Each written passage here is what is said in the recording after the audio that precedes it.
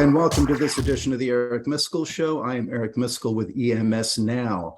As always, I have Phil Stoughton, usually the man from down under, who today is in Switzerland. So welcome, Phil. Good to see you again. Thank you.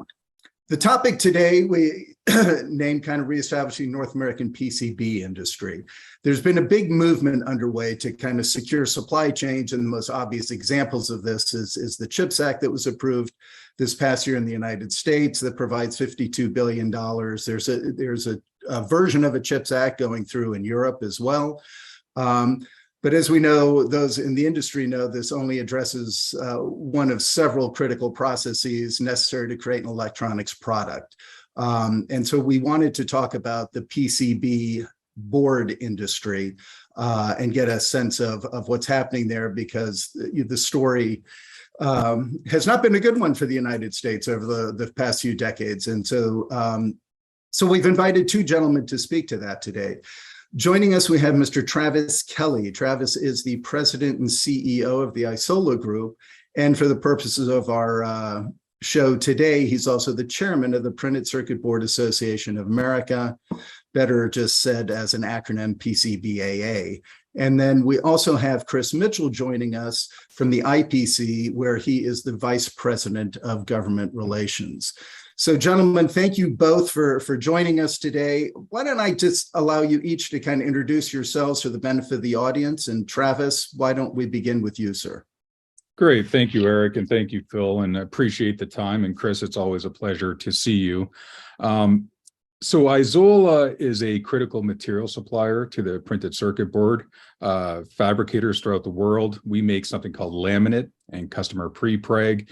So if you think about a printed circuit board, the green board itself, if you were to pull that apart, underneath that is glass, copper, and resin. And that's what Isola produces. So we service a lot of different markets. We have locations in the United States, and really know and work with a lot of the different printed circuit board fabricators throughout America. And then as far as the Printed Circuit Board Association of America, I'm the chairman for that organization. And we're laser focused on the ecosystem as it relates to printed circuit boards. So not only the fabricators and assemblers, but also critical material suppliers and chemistries and things like that. And our three pillars is really educating, advocating, and legislating on behalf of the domestic PCB market. Okay, good. And that will lead us to Chris, who handles a lot of the legislating part, especially on behalf of the IPC in Washington. Chris, why don't you introduce yourself, sir? Sure, thank you. And I agree, Travis, it's always great to be in conversation with you and have so much respect for Isola, which actually is one of IPC's longest members. I oversee our global government relations program. We have government relations programs in North America, Europe, as well as Asia. These programs have been growing over the years as I think companies across the supply chain have really seen this as a unique opportunity to help support the growth of the industry. Obviously, we have a lot of work to do here in North America, and it's been great to see the energy that has really come to bear on both the discussion, but as well as the advocacy around what are the critical steps necessary to help rebuild this industry in the United States. And we can go into the numbers a little bit later. But you know, Eric, as you indicated, it's been a pretty dismal picture over the last 20 years, 25 years, and yet we're seeing a real resurgence and a lot of interest in the broader electronic supply chain. And I think some of that has been driven by the CHIPS Act. And as people have gotten smarter about the chips, the role of semiconductor chips, it has then naturally led to a much broader discussion about the supply chain. And so, again, happy to be on the podcast with all of you talking about those issues. Fantastic. Before we go on, Eric, I just wanted to do an introduction because I never do one. And I have a background in printed circuit boards. That's right. 40 plus years ago, I started my career as a PCB designer with colored tape, red and blue tape in the UK in Cambridge.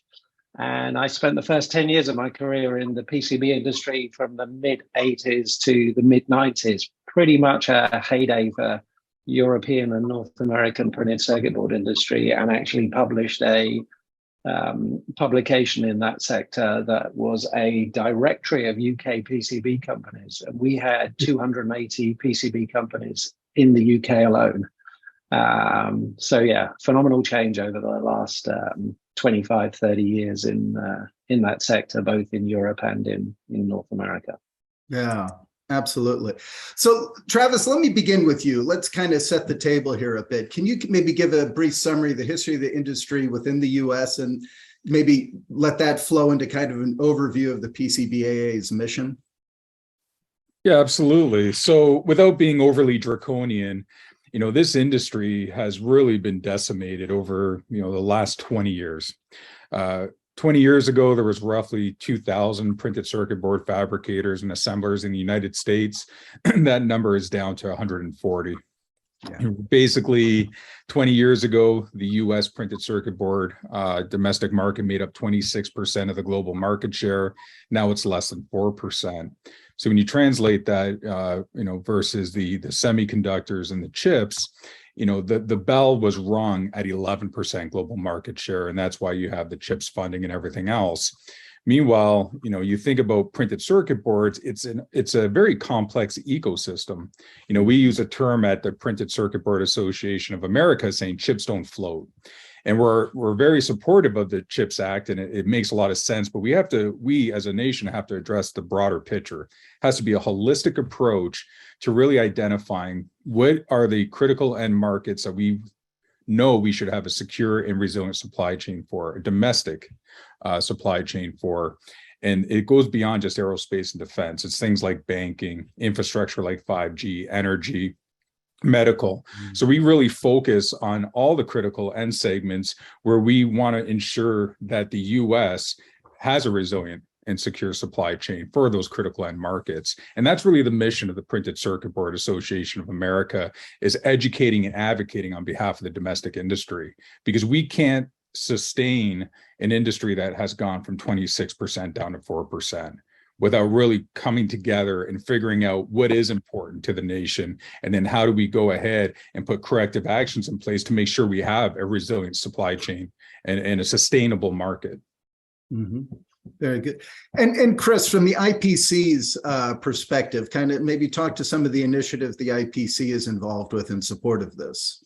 Yeah, so IPC has been a leader on these issues for some time. We've obviously been very involved in the development of the HR 7677, the Strengthening the American Printed Circuit Boards Act. But predating that, we have been working directly with federal agencies as well as Congress to bring greater awareness of the supply chain and to help measure the health of it. And so we have in the past been instrumental in getting reports produced by DoD as well as the Department of Commerce that really help to shed light on just the gravity of the situation right now. In addition, we've done a lot of work with the Defense Department and other federal agencies around trusted supply chains. IPC, of course, has its IPC 1791 standard that increasingly is getting greater adoption within the DoD. And that really helps to, I think in the short term, helps to bolster trust within the defense electronics supply chain. But my hope is that longer term, it is a tool by which the U.S. government can really define the strategic industrial base for PCBs and PCBAs that serves the U.S. government. And by defining that community, I think we're then in a much better position to fashion, to measure its health as well as fashion support to it. Mm-hmm. Hey, Travis, just one quick question. You talk about the 4% of the global industry that's now left in the US. When you look at that compared to the PCB fabrication supply chain you had, how does that look? Is it a small number of companies? Is it niche players that are very much in the high-tech market? What is it that's left, and what is it that's survived? That's a great question, Phil. It's somewhat of a mixed bag. So when you say a term like 140 companies, but if you were to bifurcate that down even further and put it into different Paretos, you would see a handful of companies that are relatively large, right? That somewhere in the, let's say, top 10 in the world. So real sophisticated and large companies that can reinvest in the CapEx because it is a capital intensive industry. And then you have smaller companies that are in some cases really on the cutting edge of technology, do a lot of prototyping. So you get a nice pollination in the US of different sizes of companies, different end segments in which they focus on. A lot of the innovation is obviously still happening in America, and a lot of R&D is still happening here.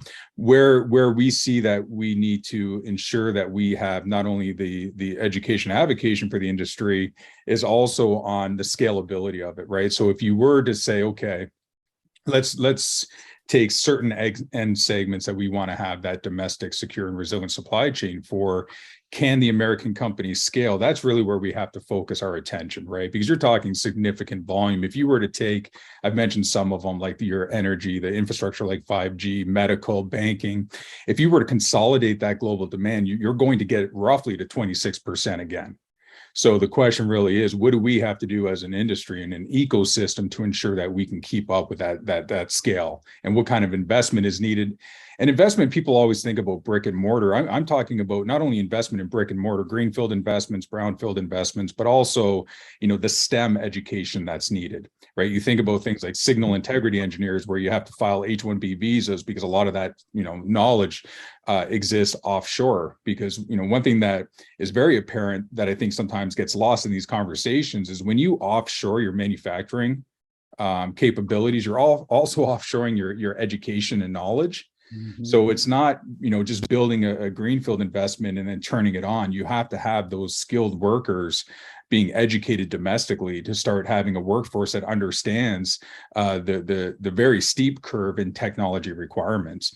And that's something that, we work closely with IPC, and there's also US PCB. So there's different organizations that we partner with to tackle these tough issues. And, it's a nice relationship with these other organizations too. We all signed a letter that went to President Biden just a month ago.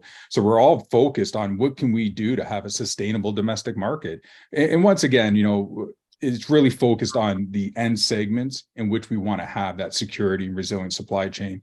We're not talking about other segments like consumer goods in some cases and things like that. I always hear the counter argument, well, do you really want, to have the toaster market or the washing machine market? Well, ideally, yes, but we're not advocating for that. We're really talking about the critical end applications that we need to make sure that we have the right supply chain for. Yeah, but addressing, and I think there's an awareness of the need for this, right? I think that has grown, and probably the pandemic has heightened that. And like you just indicated, Travis, there's been the solicitation of the government and the advocating there, but operationalize that for us then. So what needs to happen now? I think everybody with the CHIPS Act assumed that the infrastructure around chips will that whole supply chain will start migrating back as well. But I don't know that it's that easy. What needs to happen next here to really kickstart this? Yeah, so, and I know Chris has some good talking points on this as well. So I'll let him add to this response. But it's a multi-pronged approach. Once again, to really build up that industry, we have to look at how to be competitive, right? So, one of the arguments you hear is, well, how can you compete against, Asian competition or pick the country? Really comes down to automation, right? We really have to use automation to help, I'll say, level set the labor cost to the extent possible. Now, anytime you automate, you may be able to create some efficiencies on the labor side, but you also have to hire real high technical skill people like controls engineers and things like that. So there is a bit of a double-edged sword there. But I think ultimately it's looking at how do we, once again, invest in education. How do we create facilities that can compete internationally, right, with not having that large of a cost differential? And then making sure that we continue to evolve and innovate on the technology side. I think in order for us to do that, speaking now as a CEO, you have to be, and I think this will address your point, Eric, you have to be able to write the investment thesis, right? So your question, what do you have to do? How do you operationalize this? In order for other companies, other CEOs to write that investment thesis, they have to know that the demand's going to be there. This isn't, if you build it, they will come. That doesn't work in business, right? We need to know that we have support of not only government, but private industry saying, look, once again, I'm going to keep going back to it, but here are some critical end segments that we want to have a domestic supply for. That's the first thing, right? If we can get everyone to agree on what those critical segments are and the anticipated aggregate volume, aggregate demand, then I think we can start justifying different investment cases, right? Like if you build a greenfield investment, that this facility is going to have this type of business. That's something that we're missing right now. I think, everyone talks about it, at 50,000 feet, right? We need to have a secure supply chain for this, this, and this. But until we really get down into that granular detail, I think we're going to have hesitation at different levels where people don't want to invest in, let's say $100 million fab facility without knowing that the volume is going to be there, right? So we have to find that equal balance where you can see the demand, which I think will come from the government and private industry. And then you'll have CEOs and companies write investment thesis saying, look, there's an opportunity here. Because that's what business is about, identifying an opportunity and going after it.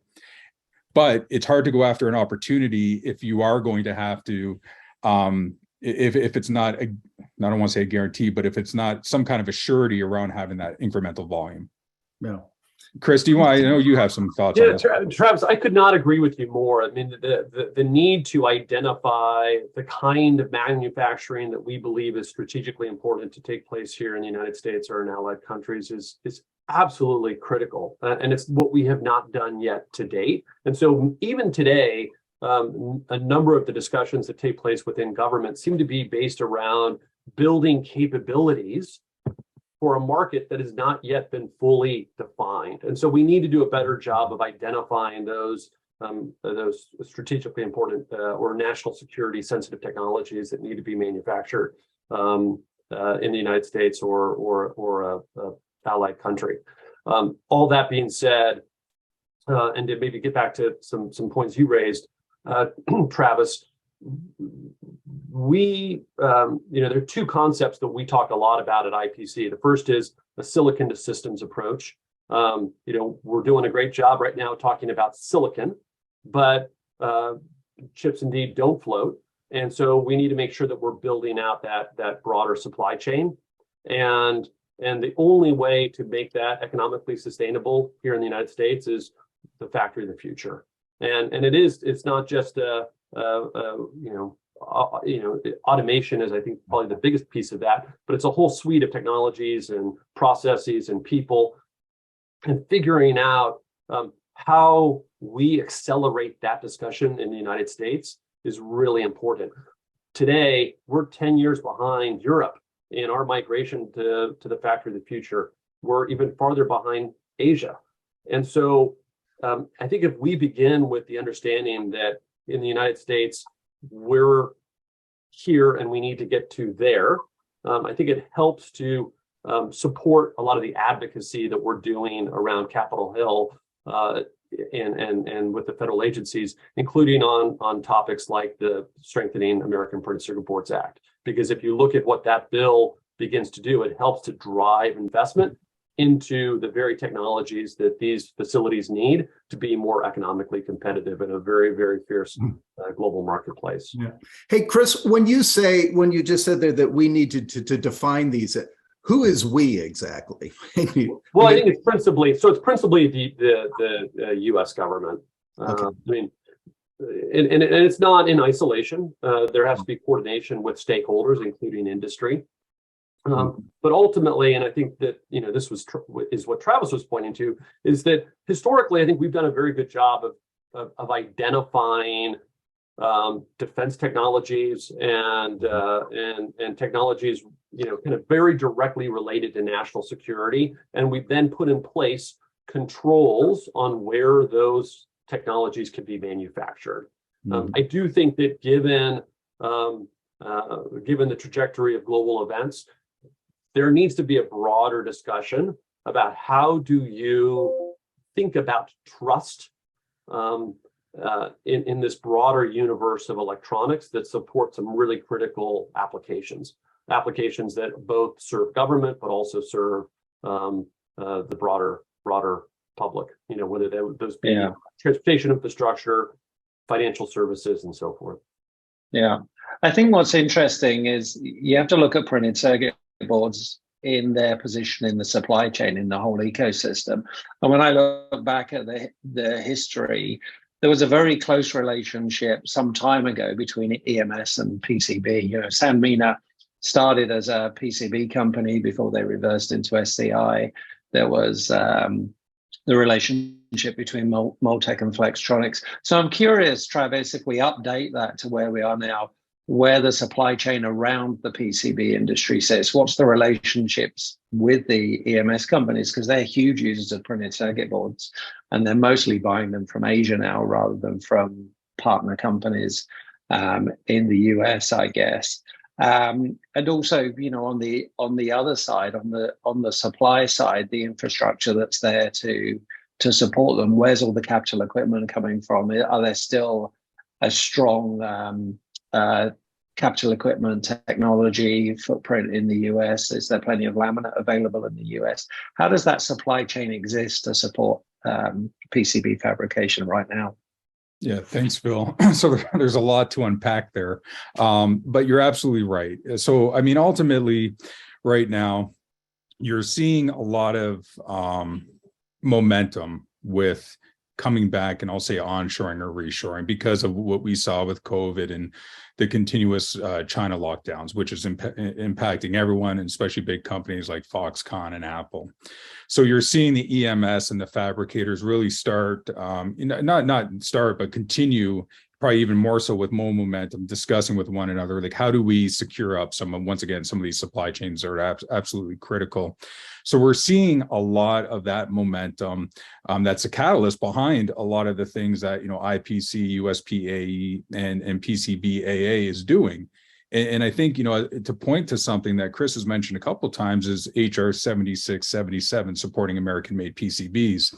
I mean, this bill was introduced on the floor, which is very unusual for the word printed circuit board to be introduced in Congress, right? So that just shows you the type of momentum. And people, you know, all companies and I think government are beginning to realize that it is a complex ecosystem, to your point, and we have to level the playing field. So part of this bill that was introduced is not only an investment into like R&D and things like that, $3 billion, but it's also a 25% tax credit for OEMs that purchase American-made PCBs. So it's a pull strategy, as opposed to giving tax credits to the fabricators or laminate suppliers. It's actually going to the OEM. So my point being, you're seeing the cross-pollination, the cross-communication between EMS, fabricators, OEMs, trying to create these pockets of, hey, this is a critical need. We need to ensure that we have a resilient supply chain, domestic, you know, and domestic can be Mexico, Canada, US.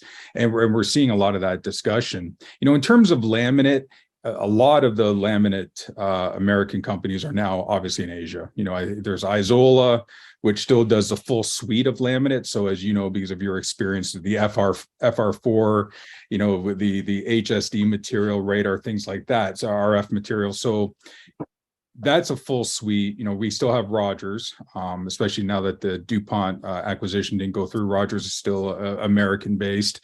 And then that's ultimately it outside of DuPont, which does the flex material, right? So in terms of laminate, I think there's less concern about capacity, just because of the way those factories are set up to do very large runs, as you know. So the domestic capacity is there, other than for some real critical future technologies that will require some investment, and investment can be anywhere between, you know, 10 to $100 million. I mean, case in point, Isola built a brand new greenfield investment in Chandler, Arizona. Probably, as you know, that was over $40 million investment, right? So, you know, the numbers can accumulate significantly, but not to the extent that you're going to see a wafer fab, right? When you think about Intel and TSMC, those are hundreds and hundreds, if not billions and billions of dollars to build a fabricator, to fill a fab facility, where printed circuit board, laminate suppliers, what have you, it's much, much less, which is a critical point. It doesn't mean it's free, right? Because when you think about 4% global market share and you think about cash generation, you know, we use terms like EBITDA and stuff, but everything's a proxy for cash. So if you think about these smaller companies, if there's 140, let's say there's 10 real big ones and the other ones are relatively small, That's a big investment. So, I can throw numbers out there of $40 million CapEx investment. That's real money to a lot of people. So we really have to look at these different potential legislative wins, like the HR 7677, $3 billion right into R&D and facilities, because that's a lot of money for a lot of people. So I think, once again, it really has to be private industry, it has to be government, it has to be all of us working together, defining what are the critical end segments that we want to make sure we have a domestic supply chain for, and domestic can be Mexico, Canada, US. And then once we all agree on that, then it's okay, what are we going to do to prop up the domestic industry, right? How do we make it sustainable? And part of it is, bills like 7677. Part of it is the National Defense Authorization Act that has favorable language for, American-made PCBs. And then furthering that, looking at education and making sure we have the right STEM and workforce development to make sure it is a sustainable market. Yeah, I think that's one of the key topics that I think it is constantly being flagged as a concern, the talent issue. We do a piece every year called What's the Scoop, with trends for the following year. There have been numerous executives that have come back to me and said they're concerned that the reshoring trend could be choked by a lack of talent. So as they're seeing business come back to North America, they're seeing business come back to higher cost regions in Europe, for example. They're worried they don't have the talent to scale to meet that, and that may slow down that manufacturing renaissance they're seeing. Is that a real concern in the PCB industry? Because so much of that talent has left. 100%. And you can't view it as sequential. It can't be, let's define the end markets, let's do the CapEx. Everything has to happen in parallel. And that's something that, IPC, US PAE, and PCBAA are working through, because it's not a light switch. Like, you're going to have to develop programs at the universities, right? Because not every technology is not created equal. There's a large difference between a semiconductor and a printed circuit board. So it's having, the programs in place at the post-secondary education level and workforce development. Because a lot of the stuff that the fabricators do, and laminate suppliers and critical material suppliers, is on the job training.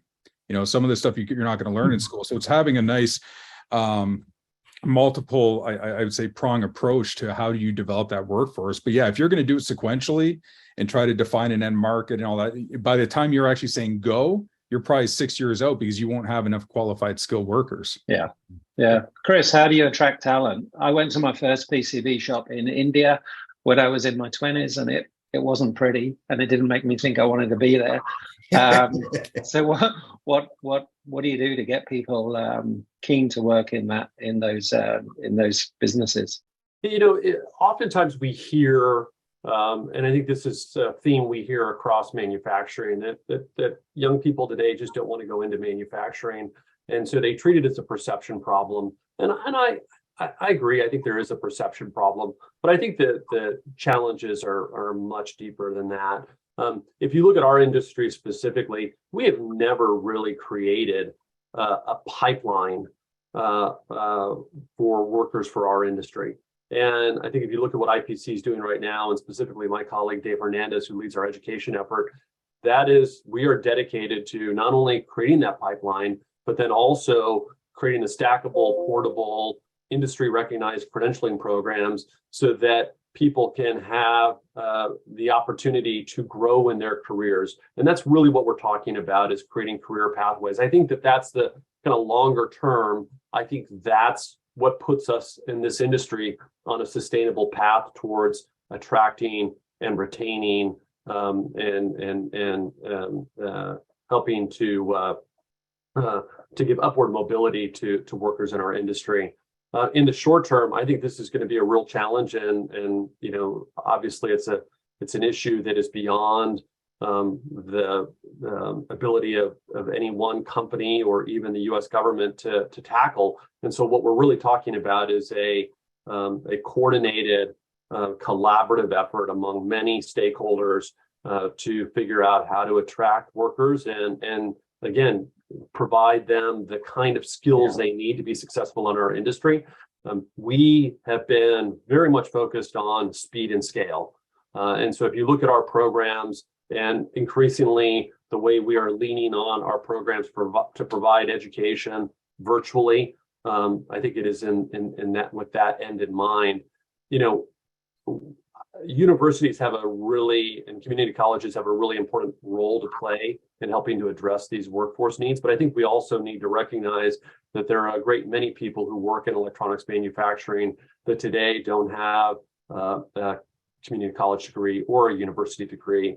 And given the very thin margins, we need to figure out how do we empower companies with programs to provide entry-level employees the skills they need, not only to be successful in the role, but also to see a vision of where their careers can take them. And so again, that's our focus right now, but it has to be a real collaborative effort. Yeah, and Travis, we need to shine a light on those automated factories that are great places to work, and the really interesting careers that are available in the management and process development within those businesses. That's right. And Chris, you know, he hit the nail on the head too. It's about career paths, right? If you're trying to attract the younger talent, you got to show them that career path that they can have, you know, not just the longevity, but the excitement, right? Especially as you think about the younger, you know, the younger professionals today, they want to have constant challenges, right? They want to be able to utilize their intellectual curiosity, right? Because that's how they, you know, that's how they perceive the world, and they want to make sure that the jobs that not only are they applying for and learning, but they also have a significant impact. So I think Chris hit the nail on the head. It's how do we develop that in this ecosystem as it relates to printed circuit boards. When people think about technology, you know, a lot of them are thinking about the semiconductors and the like, and you know, printed circuit boards are, you know, very complex as well. And there's a lot of opportunity, especially as the workforce gets older. I mean, when I think about a lot of the different fabricators and even Isola, you know, we have a lot of tenured employees, and it's hard to recruit that young talent. You know, and we, to Chris's point, not all of it's university. You know, we run a pretty successful apprentice program in our German facility, where, you know, you don't have to have that post-secondary education, but you come and you become an apprentice for 2 years in our Düren facility in Germany, and then you join the company. So there's creative ways that we can solve the problem. It's not one size fits all, but I agree with everything you said, Chris. And Travis, I want to pick up on a point you made, which is we need to underscore the exciting things that are happening in this industry. I mean, if you're coming out of college or coming out of high school and you've seen what has happened to this industry over the last 20, 25 years, what would lead you to believe that this is an industry you want to go into, right? And so I think, again, it's really important at a federal and even state, local level that we have government leaders that are saying, this is a strategically important industry that we're committed to helping grow. Yeah. Because again, I think young people are smart. I think they're going to gravitate toward industries that are growing. So we need to make sure that people understand that this is an industry that is growing, again, here in the United States. Also, along those lines, and to the point that Travis made about the exciting things that are happening in this industry, I think especially here in the United States, not so much in Asia, but here in the United States, we've kind of treated this industry as expendable. And I think in so doing, we have undervalued the role of electronic interconnection. And I think we as an industry need to do a better job. And this isn't just something that relates to printed circuit board fabrication. It also relates to the entire electronics manufacturing process. We're really talking about electronic interconnection. We need to do a better job of helping talk about the value, the importance, and the challenges related to electronic interconnection, which are only growing. The challenges are only growing as we try to make these electronics increasingly more sophisticated and smaller at the same time. So figuring out how to talk about electronic interconnection and do so in a way that is also thematic, right? I think to the degree that we need to, from kind of a broader electronics perspective, in each and every meeting, whether it be with a government official or a member of the media or a member of the public, we need to explain what a printed circuit board is. I think there's an inherent challenge in that. On the other hand, if we can talk about thematically how electronics work and the role of printed circuit boards, I think we're on much firmer footing, and it provides us an opportunity to, again, help people understand and then maybe that serves as an entry point into their own interest in joining our industry. Yeah, it's the simple stuff, isn't it? Like no PCBs, no SpaceX, no Tesla, not even Twitter. Yeah. So they're pretty essential. But you look at the semiconductor industry. I mean, I don't think, for as much as we talk about semiconductors, I'm hard pressed to find people in Washington that really understand what a semiconductor is. I think what they understand is that semiconductor chip is something akin to the brains of the electronics. Mm-hmm. That's a concept they can understand. And what we haven't done is we haven't provided that same kind of conceptual understanding around electronic interconnection. And I think it's really important because as much as we manufacture or build electronics, it's this kind of this electrical pathway that within the electronics that really is critical to a lot of the innovation that's taking place. That's the central nervous system. Yeah. Hey, let me ask kind of, when I think of the PCB fabs and having been some in the past, one of the concerns is environmental. And, these aren't, it's not like going to a nice clean, a clean room type environment. These tend to be different. Is that a challenge to reestablishing this in North America? Yeah, I'll jump in. I mean, ultimately, the fabricators, laminate suppliers, I mean, everyone has to live up to the regulations that are out there, mm-hmm. right? ESG is a huge focus. It's not just a focus at the individual companies. It's a focus at the investment level, right? For the companies that are publicly traded, the ones that are private equity backed, everyone has ESG, deliverables, right, to their constituents. So I don't think it's not a challenge because everyone's adhering to those rules and guidelines. It's going to be a challenge because in some other countries, it's a little bit more relaxed, right? So you're going to spend more money in America than maybe, a certain other country would demand of their companies. But I think that's just something that we live with. And I think, once again, I think about a lot of problems as people, process, and technology, right? I can typically pigeonhole things in one of those three categories. And when I say technology, I'm not talking about PCBs or semiconductors. I'm talking technology as an enabler for people to do their jobs and the processes that support that technology and vice versa. So when I think about ESG and the different regulations, I think we have the tools to continue to be competitive. So not only adhering to the different guidelines, but maybe even surpassing them and doing so in a cost-efficient manner. But the only way you can do that is really relying on people, process, and technology. And I think that's where we have an advantage in America. I think, we continue to be the best country for innovation. And innovation isn't always about the latest technology that's going into a semiconductor or PCB. It's also about the innovation with smart factories, right? Material requirements planning just on time. I mean, you think about that. I think, yes, it's going to be a challenge when you're competing against countries that don't have such strict regulations, but I don't think it's not a showstopper for us, by any stretch. I fully agree with Travis, and in that vein, I think we should see the environmental regulations, and again, it's not just government regulations in the context of ESG that Travis was just alluding to. A lot of these requirements, though they may not be requirements in the strictest sense of the words, but they are the norms, the expectations of companies in the global marketplace today, and those ESG, those norms are coming not from government, but from financial institutions and civic society. And so it's a complicated and dynamic space. All that being said, as much as those environmental regulations are a challenge, they're an opportunity. And I go back to this Strengthening American Printed Circuit Boards Act.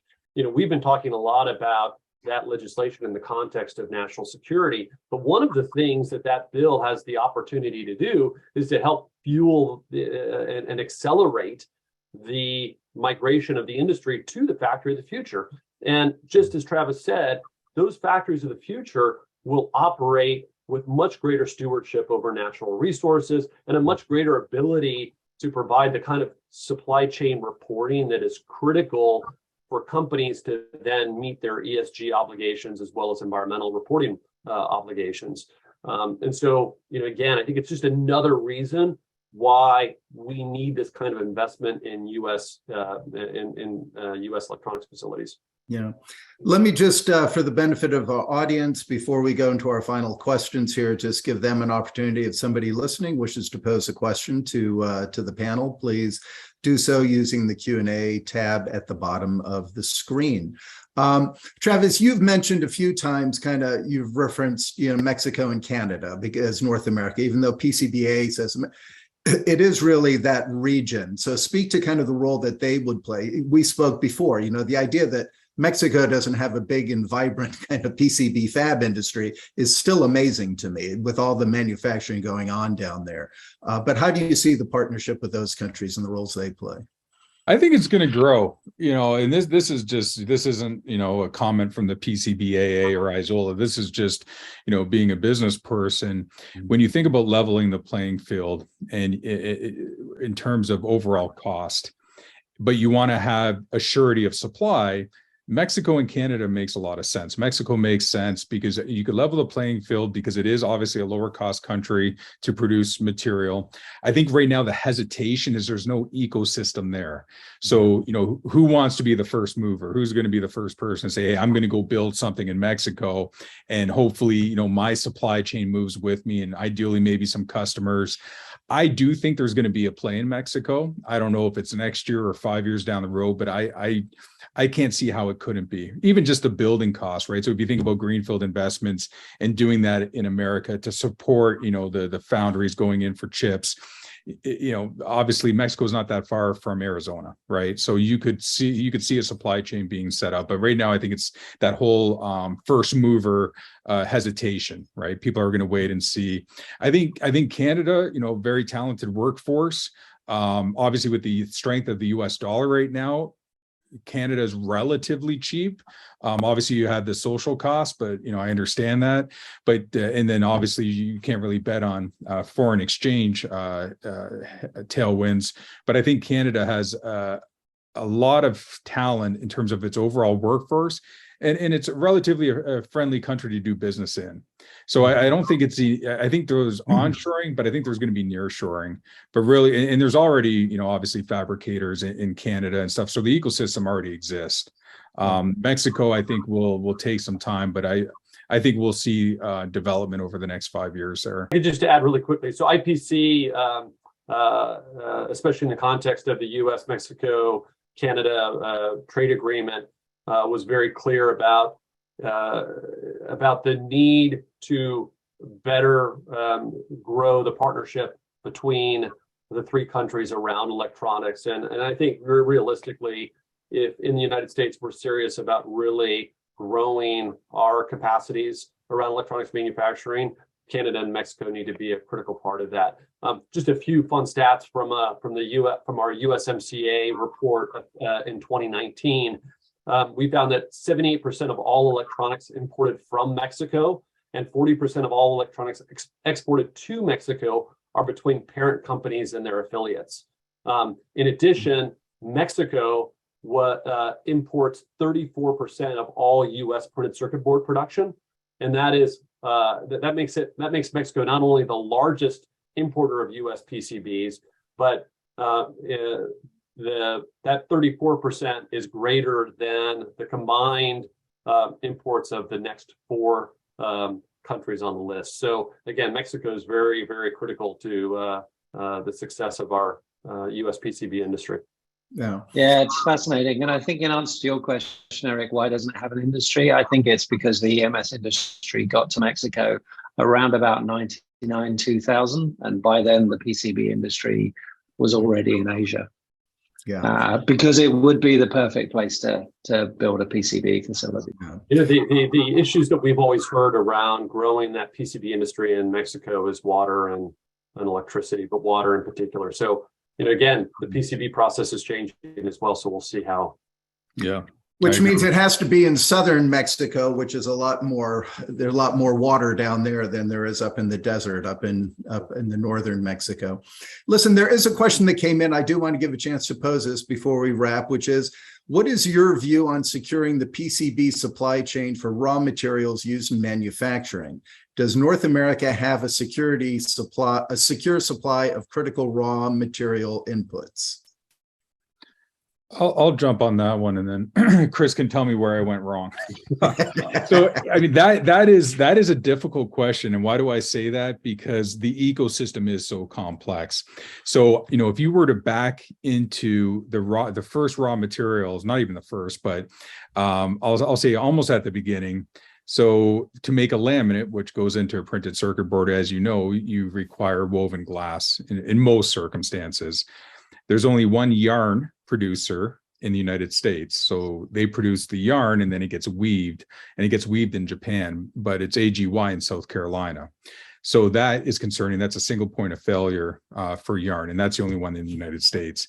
The second one is copper. So we use copper foil not only in laminate, but then obviously in the fabrication of printed circuit boards. There's only one US copper supplier, which happens also to be in South Carolina. So there's several single points of failure as it relates to the supply chain for printed circuit boards. And then ultimately too, there is one weaver, JPS, also in South Carolina, that weaves glass, but not mostly what we call e-glass, not the higher technology stuff yet. We're working with them to do some co-development, but ultimately the further you go back in the supply chain, the more risk you have. Because I've just mentioned 3 critical suppliers of material that's absolutely needed in printed circuit boards, and they're the only ones left in the United States.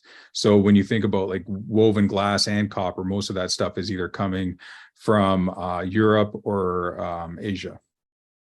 Copper's coming from Europe as well as Asia, and then most of the glass is either coming from Japan, like Asahi, or the Taiwanese companies. Okay. Chris, what would you add to that? Only that it's hard to see how you grow the base for raw materials in the United States without growing the industry. And so we need to see this as very much directly tied to one another. I think as we, do a better job of growing the PCB industry and the larger electronics industry, it creates a stronger basis for investment in the raw materials here in the United States. Beyond that, and I think everybody in the industry understands this, right? We're not going to be able to manufacture everything in the United States, nor should we.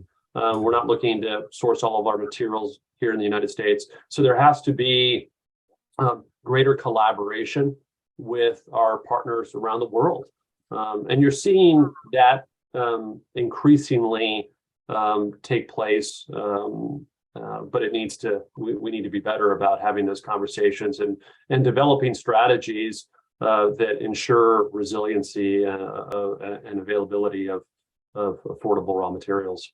That's a good point, Chris. You don't want to over-index one way or the other, right? You can't build everything in America, and you can't build nothing in America, right? So we have to figure out, what is that balanced approach? Because we are, I don't want to speak for IPC, but I will. IPC, US PCB, PCBAA, we're not myopic in our approach. It is a global economy, so the question is, okay, how do you find the right balance, right? And I'll keep going back. What are the critical end segments where you want to have that domestic, resilient, and secure supply chain for?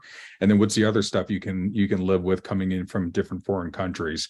So you don't want to over-index one way or the other. And that's what happened, right? We over-indexed on offshoring, and then COVID hit, and all the different geopolitical and macroeconomic issues have been going on for several years. And we realized that, hey, we over-indexed too much. We offshored way too much.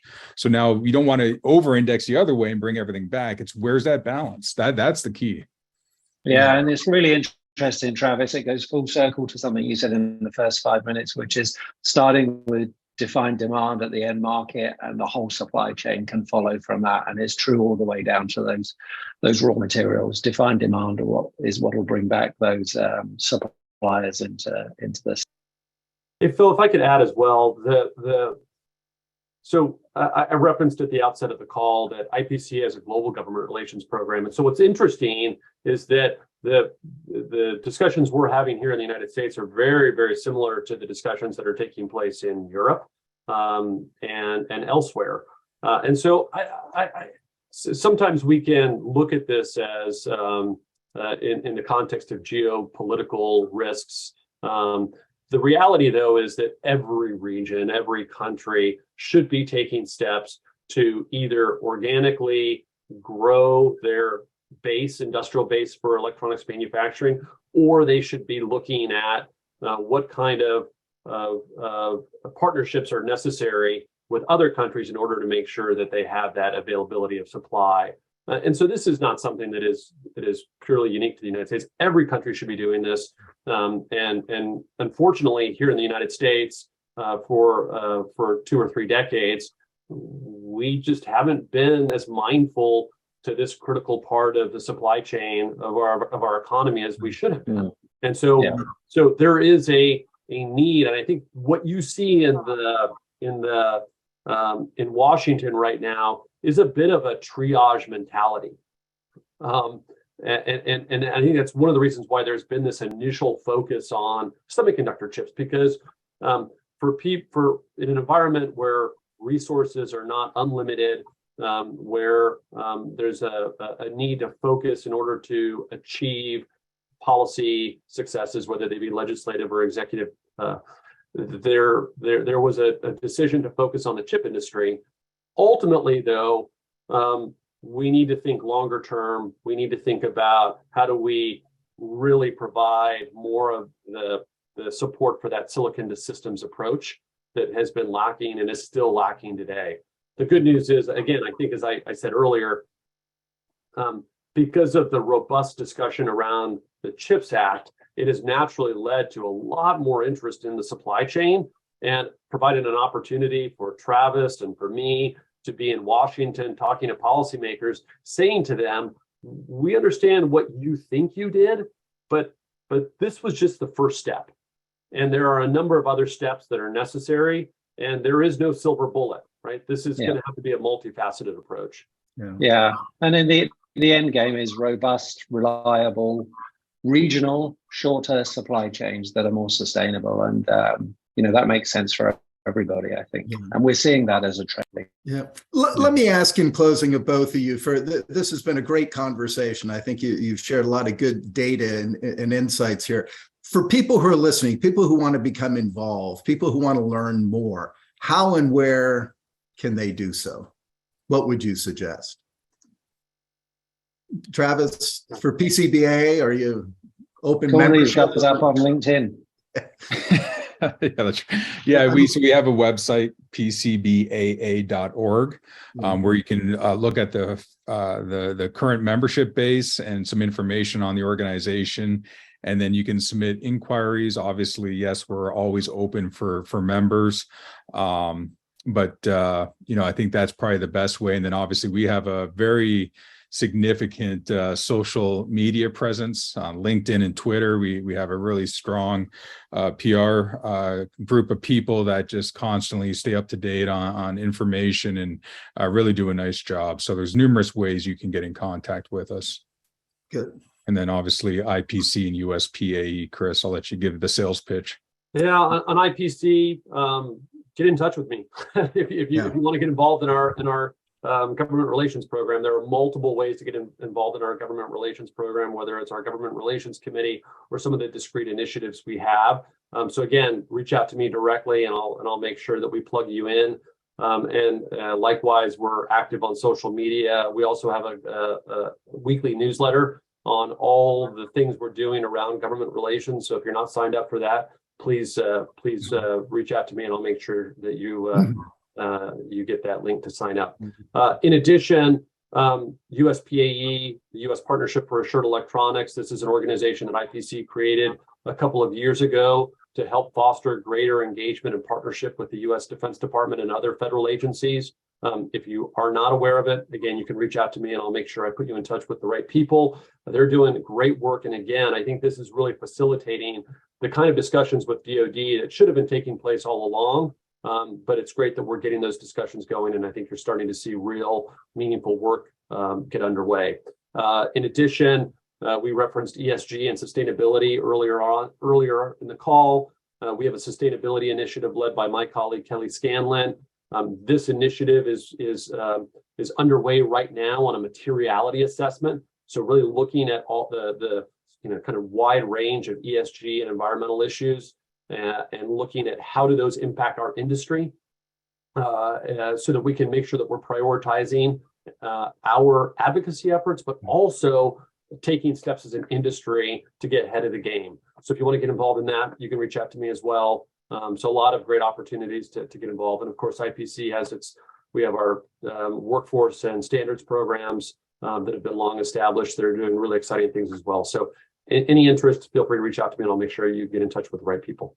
Yeah, thank you. Listen, I would just like to add to that be in the vein that politics is all local, speak to your local representatives. I know I did mine here locally in Texas and was impressed that she was both knowledgeable and interested when I raised this issue. And so it was, I would advocate everybody to do the same. So, Eric, if I could just say one last thing, and that is that Travis and I are on this podcast together today, but we're in touch with each other now on a regular basis. PCBAA and IPC are working very closely together. And so I do think there's a strong partnership to figure out how we can bring our collective resources and energy to solving these problems. And so this is just you do feel like this is a unique opportunity for the industry to really have impact in Washington. And so whether it's PCBAA, whether it's IPC, whether it's US PCB, I just encourage everybody to find their own path to Washington so that they can make their voices heard. Yeah, I agree, Chris. And just to foot stomp that, we talked a little bit about education and how to make, the jobs exciting. It is an exciting time. So regardless, I think the three organizations work very, very well together. And, if you're the government, you're getting pressure from all these different angles, which is helpful to all of us. But I think even for the younger generation, when you look at these three organizations and what we have accomplished and what we will accomplish, I think it is an exciting time. And the more people that we educate, that's once again, education's a big part here. I think they'll realize that, printed circuit boards are actually fascinating, especially when you look at the end markets they go into. When I talk to my kids, they look at laminate as a paperweight. Right? It's a shiny piece of copper that doesn't do anything. But then when you explain the end applications, be it, satellites, rocket boosters, a lot of different military applications, all of a sudden it becomes pretty cool. So I think, just people going to the different websites and learning what a printed circuit board is will definitely help our purpose and our vision. So I agree, Chris. Good. Well, Travis, Chris, this has been fantastic. We've gone a little longer than we normally do, but I think the conversation was well worthwhile. So we will continue to report on this. Hopefully we can maybe speak again in the future and get some updates and see when some of this actually gets, when the rubber hits the road and things start moving forward here. So I appreciate it very much, gentlemen. Thank you for your time today. Thank you. Thank you, Eric. Thanks so much. Thanks, Chris.